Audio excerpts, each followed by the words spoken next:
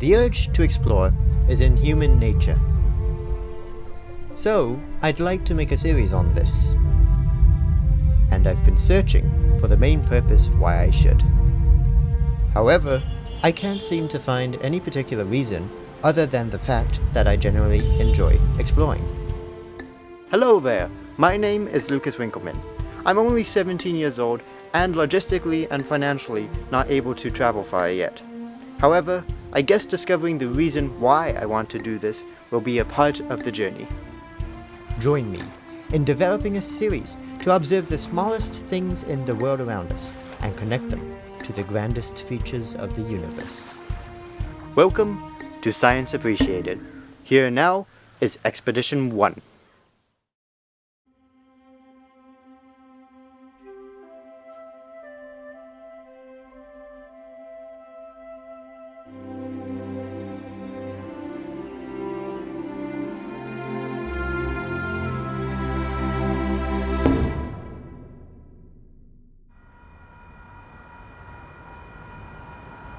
To make a series on exploring, we shall start by exploring what's near us. Today I'm taking a train over to a local college campus, which appears to have a small wilderness attached to it.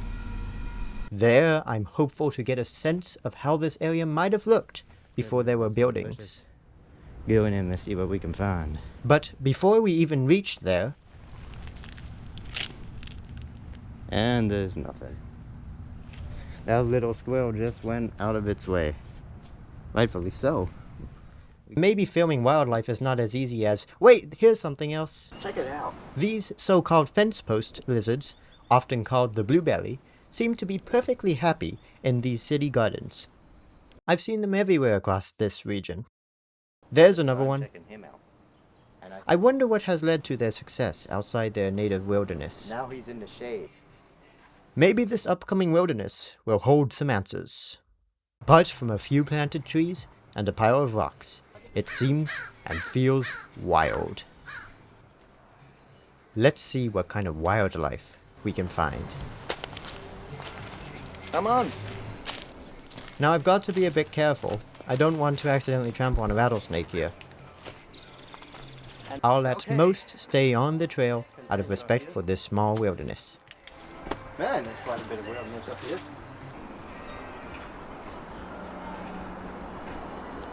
Check this out. So we got some crows right up there.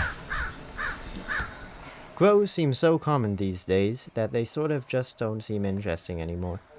I have noticed at times thousands upon thousands congregate and fly over. I wonder why that is.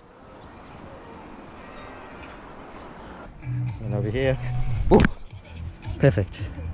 When I got home from this trip, I wanted to see if there was more to crows than meets the eye. It turns out they apparently live in very tight families, comparable to social mammals like us, and are highly intelligent. Some have even been trained to mimic entire human words and phrases. They exhibit profound levels of curiosity. In my opinion, crows seem to be very misunderstood. Should I try? Here we go! Yep!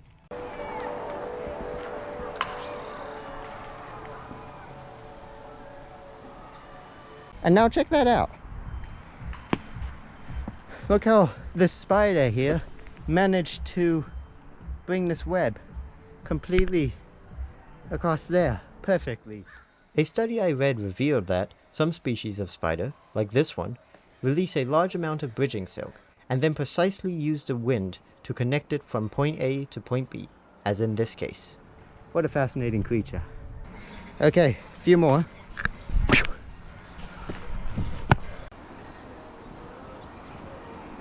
Watch out for ticks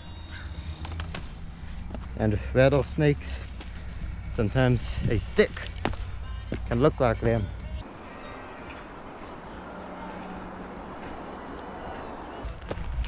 Well, we made it back to the trail.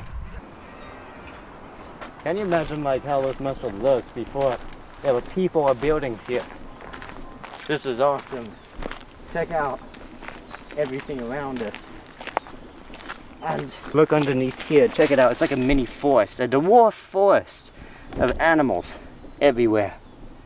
Of course you might not see the animals because the vast majority of them are insects.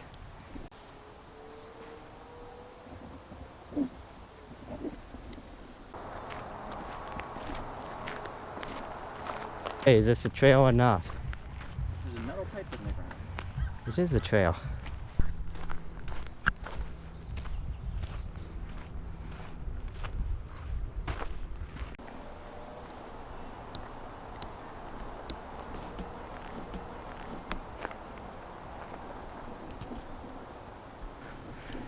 Check that out. So I guess we're gonna go up there for a bit. That looks like it goes in the wilderness. Here we go. Suddenly, I hear a rattle-like noise in the bushes several meters away to my right. Unfortunately, I can't see anything over the dense bush. You hear that clicking noise? Not the plane, the clicking noise. I have not a clue what that is. Maybe we can find it out. Oh, it's getting louder. Patience does it. We cannot determine the source of these sounds, as they stop just as I walk by, but I am quite confident they are some type of insect. Maybe we'll be luckier next time. We're gonna really have to check the tape. Look at that. This is a lichen, a structure composed of layers of algae and fungi. It thrives by absorbing aspects of its environment, such as the surrounding air and rainwater. I think it's quite incredible these managed to survive in our dry region. Also, now I know. Algae are not only found in the ocean, but can also be found on land as well, as part of the form of a lichen. It's getting pretty dense up here.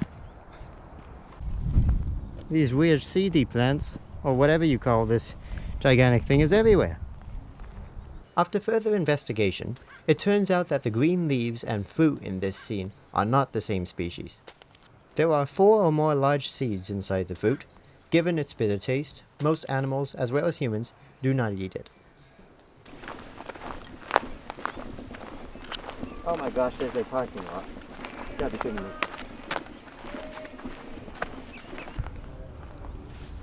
Alright, now what? Which direction?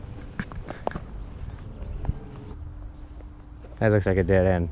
This direction looks better. More lichen on the rocks. And I have not a clue where this place is going, only a lot of bees.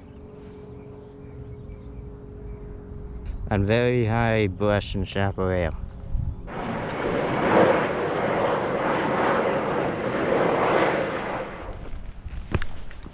I think we're going down, so I think we're going in the right direction.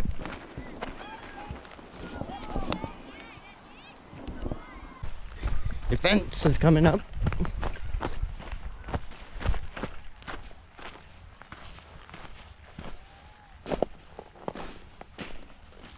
It goes through. Come. Oh shoot, I believe these may be stinging nettles. Don't let any of it touch your skin. One little slight touch and you're gonna have pain. Oh. The stinging nettles have sharp translucent hairs on their stems, with a pain-causing liquid that can lead to a potentially painful rash.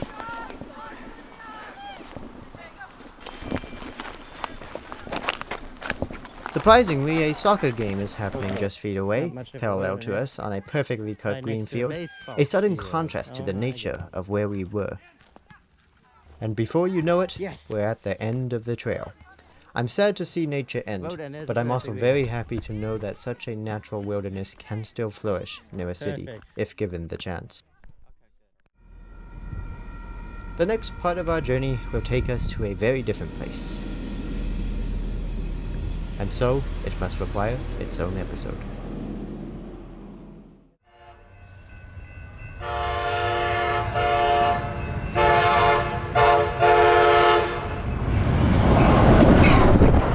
In the next part, we'll commute to the Pacific Ocean and explore the hidden, often overlooked wildlife that coexists with people. Even though there's a lot of people on this beach, there is no shortage of wildlife. We'll even meet one very unexpected and unusual animal that is not commonly seen but has suddenly swarmed the beaches of Southern California. The best of this journey is yet to come. There's also a whole summer ahead for more.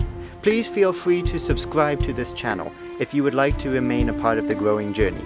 I should mention quickly that this film was recorded one day after Sir David Attenborough's 100th birthday.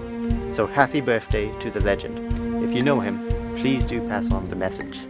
This was a very random start, yet it's only the beginning. Part of the adventure is to find the why in what we experience around us. Until next time, stay curious and never stop exploring.